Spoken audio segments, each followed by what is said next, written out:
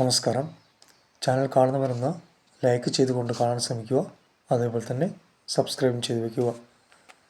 ഇന്നത്തെ വെളിച്ചെണ്ണ, കൊപ്ര വിലകൾ അല്പം ഉയർന്നിട്ടുണ്ട്. അതുപോലെ 1 കിലോ പച്ചത്തേങ്ങയുടെ വിലകൾ നോക്കാം.